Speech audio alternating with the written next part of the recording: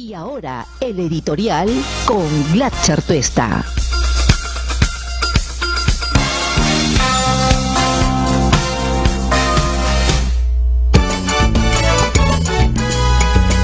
No voy a ocupar mucho espacio el día de hoy para referirme a lo que ha pasado ayer en el Parlamento, totalmente desprestigiado, total ajeno a los problemas de la mayoría de ciudadanos de bien en este país, que queremos que las cosas cambien y se procuren algunas reformas.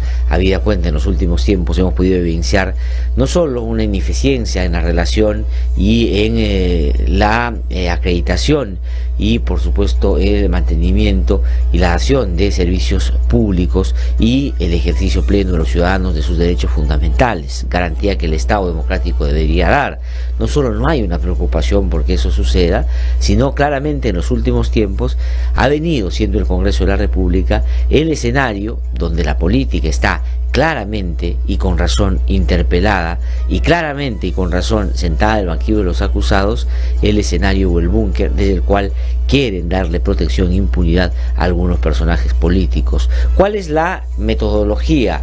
Juntarse la mayoría del Parlamento, que ha tenido al comienzo 73 votos, ha ido diluyéndose un poquito en el camino, pero adquiere o tiene fuerza todavía con quienes han operado para ellos políticamente y han canalizado muchas de esas cosas que por escasez de conocimiento, por falta de capacidad o porque sencillamente los otros le llevan largamente la delantera, ha caído en manos de los pocos apristas que están en el Parlamento de la República. Entonces, en esa alianza, ¿qué cosa han dicho? Como hemos perdido todo en todos lados, ya no tenemos el control de varias instituciones que inicialmente manejábamos, entonces lo que vamos a hacer ahora es ir a lo bruto, a lo achorado. Vamos a, con nuestra fuerza numérica, zanjar los problemas que nuestros líderes tienen ahora. Y entonces la pata de cabro, como dice Augusto Álvarez Rodríguez, ha sido la Comisión Lavallato. Con esa han querido abrir la puerta de la impunidad para García y para Keiko e inmediatamente cerrársela para aquellos que claramente son sus enemigos políticos. Y por eso es que el informe que se viene discutiendo ya más de 2 o 3 días es la muestra de la vehemencia y la beligerancia con la que ellos defienden ese informe. Es sinónimo claramente de que eso creen que es la medida de protección para estos dos personajes políticos. Pero como ya se ha dicho aquí a través de nuestros invitados, conocedores de estos temas, pero sobre todo el sentido común nos dice que por más que la Comisión Lavallato y la señora Rosa Bartra, que ayer habló y dijo basta de la corrupción, del blindaje, tiene que aprobarse ya, no va a servir para nada ese informe. No sirve para absolutamente nada importante.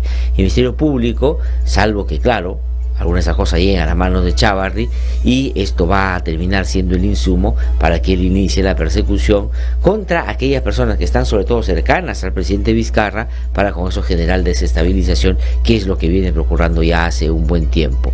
Pero en la práctica nada de eso va a ser significativo porque ha estado marcado por una clara voluntad de blindar, de generar impunidad y de atacar a los otros. Entonces, por más que ellos los brinden y limpien a Alan García y Keiko Fujimori en el Congreso, pues nadie le cree en la calle. Usted pregúntele a cualquier persona en la calle si cree que las conclusiones de este informe son realmente o se condicen con la realidad, y Alan García y Keiko no tienen nada que ver con la corrupción que ha campeado en los últimos tiempos. Pregúntele a cualquier persona y vamos a ver qué le responde. Yo les aseguro que no van a responder lo que respondería Rosa Bartra. Estoy totalmente seguro de eso. Y ayer han habido pues insultos, unos gritaban impunidad fujiaprista, los otros gritaban comunistas terroristas, los otros corruptos, los otros delincuentes. Mauricio Mulder hizo la finta, pues, ¿qué es? Boquilla, ¿no? Que vamos a encontrarnos afuera, todo, hasta que un parlamentario frente a que nunca había visto antes lo cuadró, se bajó, en fin, una vergüenza, realmente una vergüenza. Esto es más o menos como cuando uno dice, cada vez que conozco más al ser humano quiero más a mi perro, y cada vez que veo el Congreso creo que la gente, como la mayoría de ciudadanos de nuestro país, y entre los cuales yo me incluyo por supuesto, cada vez creemos más que ese tipo de gente que hoy está en el Parlamento tiene que ir, si no repetir la posibilidad de estar en un cargo de esa naturaleza. Por eso hace bien el presidente de la República, creo yo, en plantear ese elemento para la discusión, para ojalá que después de eso se pueda tener una renovación, un cambio. Yo creo que peor que esto no vamos a estar, y por lo tanto cualquier cambio debería ser saludado. Pero no voy a detenerme más en eso, porque la verdad, comentar cosas tan, la verdad, indignantes como esa genera mucho malestar. Vamos a otro lado. Ayer el fiscal de la Nación, el señor Pedro Chávarri, ha dado una entrevista a CNN en español y ha hablado de varias cosas, porque le han preguntado sobre varios temas. Y es muy interesante lo que ha dicho, y me gustaría compartir alguna de estas cosas con ustedes, analizándolas, por supuesto, porque está tratando de victimizarse. Dice que el gobierno nunca lo ha apoyado, que el pobrecito no tiene dónde exponer su punto de vista, que tiene una prensa muy limitada, y que en fin ha empezado a delinear lo que él entiende es una línea seria contra la corrupción, y que la verdad no va a poner en riesgo nada de lo que hasta ahora se ha venido al respecto avanzando. Pero hay algunas cosas que me parecen significativas, porque la entrevista no ha sido corta, entonces ha dicho varias cosas, pero yo rescataría algunas para poderlas analizar y comentar con ustedes esta mañana. Son las 7:09 ya de la mañana. Por ejemplo, el señor Chávarri ha dicho lo siguiente. Dice, en el chat, se refiere al chat llamado La Botica, donde los fujimoristas han un ejercicio de sinceridad, y en el marco de, por supuesto, el desarrollo de sus estrategias, muchas de ellas, la verdad, bastante perversas, hablaban con naturalidad sobre cómo destrozar a sus enemigos, pero sobre todo cómo blindar a sus amigos, para que como retribución tuvieran un mejor trato, sobre todo si de justicia hablamos. Y dice el señor Chávarri, dice, en el chat, o sea, La Botica, tampoco se dice nada contra mí, solamente dicen que, por el contrario, me halaga que las personas que me han mencionado dicen que hay que apoyar al doctor Chávarri porque es un hombre correcto. Entonces eso me halaga, porque realmente me siento así, de esa manera, dijo el señor Chávarri. Es decir, el señor Chávarri le halaga que el señor Becerril diga que es una persona correcta. El señor Becerril, que digamos está tan comprometido como Chávarri en relaciones impropias con una serie de personajes que son parte de una red criminal.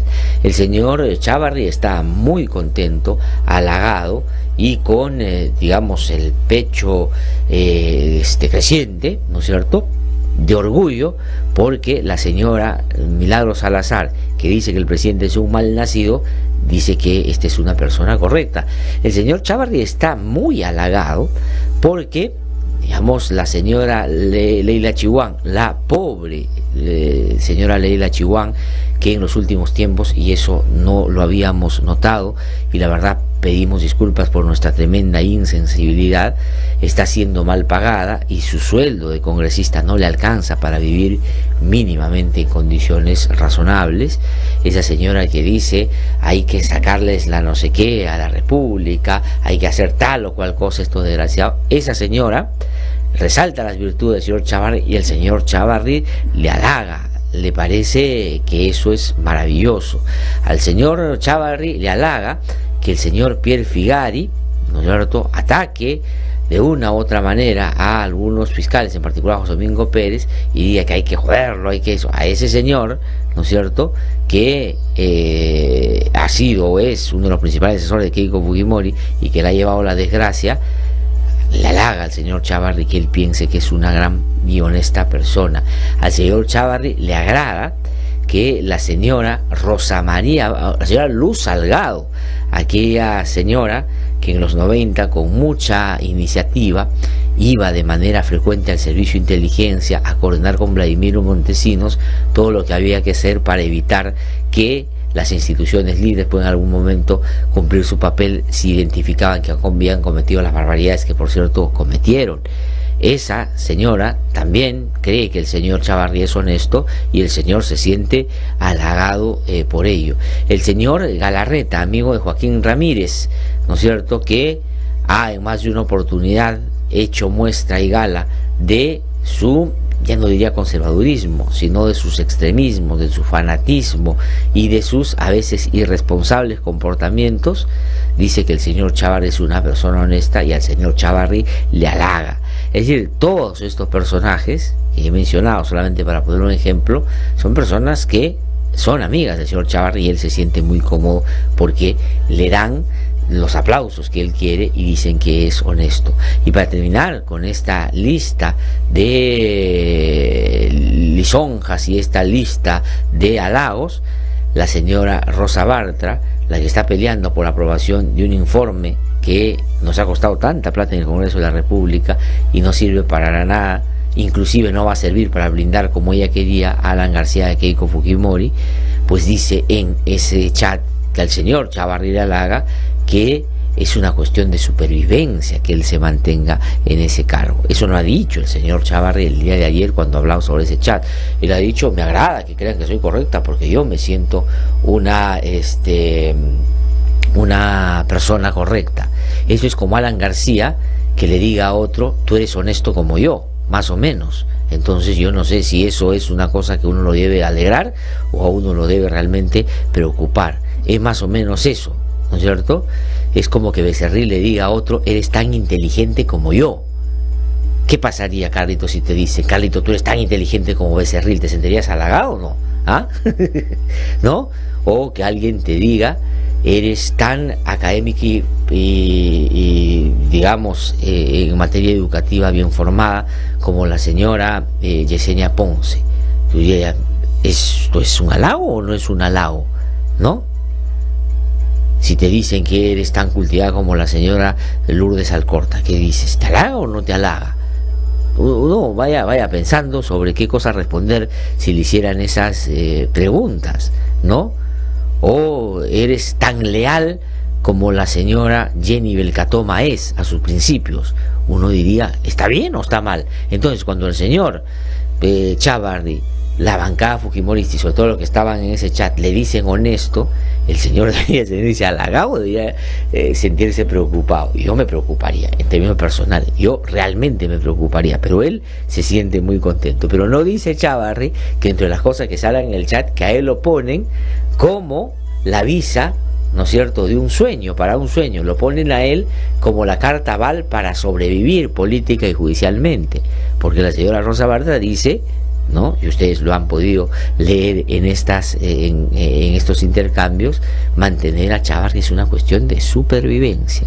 ¿Y por qué mantener a Chávarri es una cuestión de supervivencia? Es decir, ¿qué cosa puede hacer Chávarri con ese partido político para que sientan que él es la garantía para que ellos sigan teniendo vigencia en el ámbito político? Porque la justicia está en el banquillo, la política está en el banquillo de los acusados, que Keiko Fujimori está en una prisión preventiva, y cuando dicen supervivencia es para que él evite que puedan estar en una situación mucho más gravosa o grave todavía.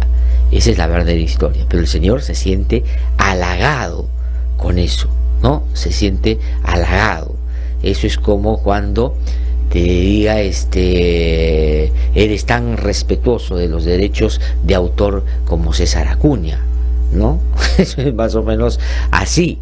¿Ah? ¿Qué le parece? ¿Usted se sentiría halagado o no? Bueno, ha dicho también el señor Chávarri que además de una campaña pues para victimizarse, y tiene sus escribidores, algunos de ellos que fueron guaripoleras de Fujimori y de Blancanelia Colán en la época de los 90, que hoy hacen de abogados defensores de, por cierto, el señor Chávarri. Pero también ha dicho otras cosas, ¿no?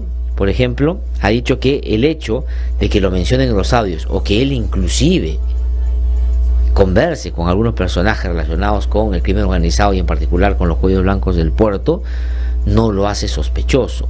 El dar un paso al costado o admitir que tiene algún tipo de relación lo haría sospechoso, y él eso no va a permitirlo, no va a contribuir a eso.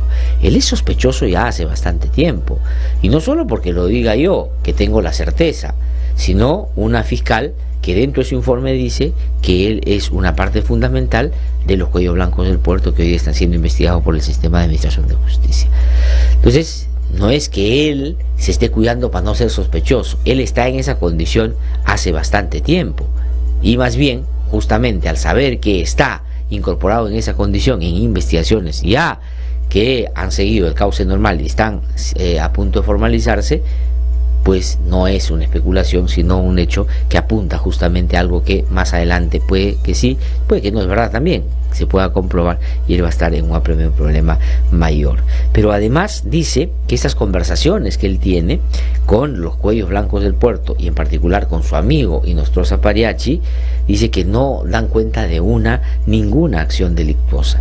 Y eso es un hecho bien particular, porque este señor ya la ética y la moral ni la considera como importante, porque cree que para dejar un cargo tan importante como fiscal de la Nación, que tiene que ser un cargo, digamos, libre de cualquier sospecha, distante de cualquier duda de un mal comportamiento, no solo arguye a que hayas o no cometido un delito, es decir, para ser malo o para ser una mala persona o para, digamos, no estar en condiciones de asumir un cargo tan importante, no solo tienes que cometer un delito grave, sino tienes que tener un comportamiento intachable, un comportamiento ético indudable y una trayectoria no solo democrática, sino claramente que no esté reñida con los valores democráticos o los principios que una sociedad democrática debería siempre mantener. Entonces la pregunta es, cuando el señor Chávarri ya ni eso lo toma en cuenta, la ética y la moral para él no existe, y él dice, yo no he cometido delito, no me han probado todavía, por tanto me voy a quedar acá, está dejando de lado lo que es un pilar fundamental de la garantía de independencia en la función de un alto magistrado como es él, porque cuando se trata de los jueces y de los fiscales, no solo hay que ser, sino también parecer, y él parece hace tiempo una persona que no calza en el cargo que tiene, y por lo tanto de esa perspectiva habría que repensar su propio estadio ahí en el Ministerio Público. Pero él eso ya ni lo toma en cuenta, porque parecería que en su vocabulario esas palabras claramente no existen. Pero lo otro que quiero mencionar también en relación a lo que ha dicho el señor Chávarri el día de ayer es muy interesante y tiene que ver con la prensa. Ha dicho, cuando le han preguntado sobre aquello, sobre su labor, sobre su desempeño, ha dicho, tenemos una forma, dice, una prensa muy limitada, dice, o sea, la prensa muy limitada, o sea, nosotros somos unos limitados para el señor Chávarri, que ahí sí es un halago, porque alguien como él que te diga eso, realmente es un halago. Dice, tenemos una prensa muy limitada como para poder llevar adelante nuestros comentarios, nuestras ideas, y lo que no está permitiendo sobrellevar la situación que hoy en día atravesamos en el Perú, ha dicho el señor Chávarri. Me refiero a la escasa cobertura, al pequeño número de medios que ponen conocimiento con certeza lo que venimos desarrollando como institución, cumpliendo de nuestras funciones constitucionales. Allá, o sea, nosotros somos unos limitados y él tiene mucha dificultad de acceder a los medios de comunicación para explicar su punto de vista, pobrecito él. Por eso va donde su amigo Filibater, por eso va donde su amigo Nicolás Lucar, por eso va solo a esos espacios, por eso no va a otros, porque ellos son los únicos que lo comprenden. Él solo habla con Víctor Andrés Ponce, que lo alienta a seguir en esta lucha contra la corrupción tan severa que está impulsando el señor Chávarri, ¿no? Y alentado por ese sector, desde ahí irradia sus mensajes. Pues bueno, para, digamos, no hacerlo sentir tan mal y darle la posibilidad de que deje de pensar que somos tan limitados y que no le damos a él espacio, le ofrezco la posibilidad de que venga aquí al programa y hagamos una conversación larga sobre todos estos temas para que él diga todo lo que piensa y nuestros oyentes puedan sacar sus propias conclusiones, ¿no? Si él ha sentido que no tiene espacio donde explicar su punto de vista, yo me comprometo a darle todo el que sea necesario para que él pueda hablar aquí con nosotros, para que ustedes tengan claro su pensamiento, tengan claras sus intenciones y, por cierto, la voluntad que él dice tener en temas tan importantes como la lucha contra la corrupción, ¿no es cierto? Me ha conmovido la manera tan terrible como tratan al señor Chávarri, no lo dejan hablar en ningún lado, que le puedo dar las 3 horas de un programa el día que quiera para conversar con él todo lo que sea posible y mostrar ante la opinión pública lo que él es, lo que él quiere hacer y, por cierto, lo que está en este momento haciendo. Pero el señor Chávarri ayer ha salido a hablar este tipo de situaciones que la verdad lo siguen a él poniendo, me parece, en una situación bien complicada. Pero bueno, no voy a seguir comentando esto porque hay otros asuntos que quiero comentar. Él ha dicho también en torno a José Domingo Pérez que lo han malinterpretado, que él en realidad solo respondió una pregunta cuando le dijeron si él podía sacar a este fiscal, y él dijo, claro, yo tengo la potestad. Y dice, eso no quiere decir que yo haya mencionado que lo voy a hacer.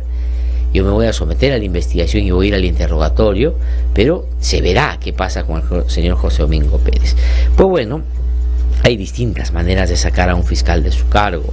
Hoy día, y aquí se los voy a presentar, porque Hildebrand en sus 13 todos los viernes nos trae mucha información, muchos datos tan importantes, investigaciones que creo aportan, ¿no es cierto?, si uno está interesado en saber la verdad, no como la señora Barta y la comisión Lavallato, que quieren lo contrario, hacernos creer que lo que ellos dicen en esa comisión es cierto, cuando claramente han buscado separar y distanciar a sus líderes políticos de acciones que me parece claramente corruptas y que se cometieron por lo menos en el marco de la posibilidad en el que ellos pudieron, no sé si participar directamente, pero por lo menos saber de qué se trataba. Pero hoy día Hildebrand sus 13, que yo recomiendo por cierto todos los viernes, dice lo siguiente, son las 7:24 ya de la mañana. Aquí está, el plan para sacarlo. ¿Para sacar a quién? A José Domingo Pérez. ¿Quién es José Domingo Pérez? El dolor de cabeza de los fujimoristas y del fiscal de la Nación, que ya lo incorporó en la lista fujimorista, por supuesto. Dice, el plan para sacarlo, fiscal de la Nación está dispuesto, escuchen esto, está dispuesto a ascenderlo con tal de apartarlo de la investigación. Claro, no es que lo va a sacar y lo va a desmejorar en términos funcionales, lo va a poner en un cargo probablemente más importante en términos de la cobertura. Importante digo, este es el más importante, pero de más relevancia en términos de como cargo, digo, ¿no? Y esa va a ser la manera de sacarlo de la función donde está. Cuidado, hay maneras distintas de poder conseguir el mismo objetivo.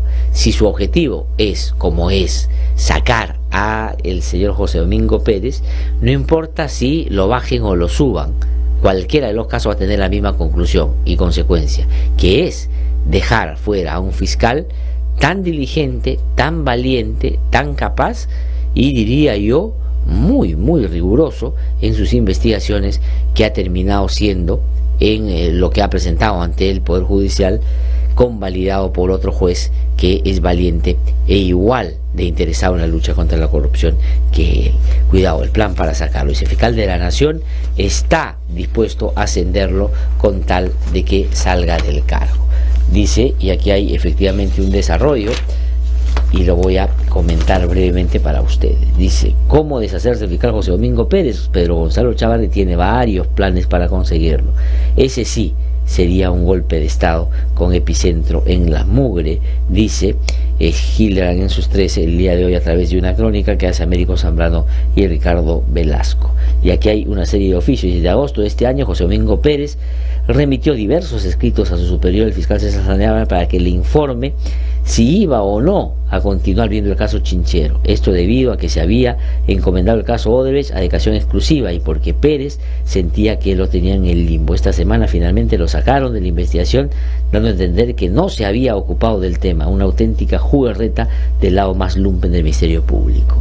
El procurador Amado Enco, y con razón ha dicho el otro día, cuando le han preguntado si es que había el fiscal José Domingo Pérez desatendido lo de Chinchero, dijo no, al contrario, estaba haciendo todo lo posible, más bien eran otros los que impedían que avanzara. Y cuando eso ha reclamado José Domingo Pérez, no le dieron el apoyo necesario. Y después Chávarri, para desacreditarlo, desprestigiarlo, cosa que no es posible, porque si a ti, digamos, te va a desacreditar a alguien como Chávarri, que está totalmente deslegitimado, realmente eso no tiene mayor efecto. Salió a decir que él estaba aliado con el gobierno para proteger al presidente de la República en el caso Chinchero. Y Daniel Llover, en una investigación que hizo el fin de semana en Cuarto Poder, dio cuenta de lo diligente que había sido más bien el señor José Domingo Pérez y que otros habían sido los que no habían querido colaborar con que esa causa avance. Entonces están buscando la manera de sacarlo, y lo que podría pasar es que no lo bajen, sino lo suban, pero digo, el efecto es exactamente el mismo. Ya que estoy con Hildebrand en sus 13, voy a reseñar qué otros temas más nos trae el día de hoy. Miguel Castro, el delator chantajeado, dice Hildebrand en sus 13 el día de hoy. Chantajeado por la mafia de Fuerza Popular, el congresista Miguel Castro Grandes pretendió borrar en la televisión lo dicho de 26 horas de confesiones ante un fiscal. La figura del lavado de activos se dibuja cada vez más nítidamente. ¿Ah? Ahí está el testigo protegido que ya Gillian en sus 13 había hace varias semanas mencionado como una de las personas que estuvo involucrada, por cierto, en este tipo de actos totalmente ilegales. La estrategia para liberar a Keiko, efectivamente ahí está, todo lavado y sabotaje en el Congreso, y esto se refiere, imagino a la comisión Lavallato, vamos a buscarlo, acá está. Dice, ¿ves? Lavado y sabotaje en el Congreso. La historia de lo que tuvo que hacer la sórdida alianza afro-fujimorista para desaparecer del informe final de la comisión Lavallato los apellidos García y Fujimori. Y ayer, cuando el congresista Dahmer dice que hay cuentas que relacionan a Alan García con el APRA, los apristas cerraron las vestiduras, ¿no? Los que se pusieron el overol de Odebrecht con un orgullo similar al que Chávarri tiene, porque el señor Becerril dice que es honesto, ese mismo orgullo, ¿no es cierto?, hizo que García, Velázquez, Keiken y otros se pusieran pues el overol, ¿no es cierto?, de Odebrecht. ¿Recuerdan ustedes? ¿Ah? Y ahí están en el Congreso de la República dando la pelea, pensando que eso va a mejorar en algo la imagen del expresidente Alan García. ¿Ustedes creen que va a mejorar que la señora Rosa Barta no los haya incluido? ¿Ayuda a Alan García o Keiko Fujimori? ¿La verdad creen los fujimoristas eso? Bueno, pues 7:29 de la mañana. Voy a ir a una pausa, regreso un instante. Estamos aquí en No Hay Derecho. Hay varios temas que comentar. Vamos a nuestro recorrido por las regiones y luego les cuento quiénes vienen y nos visitan el día de hoy. Ya regreso.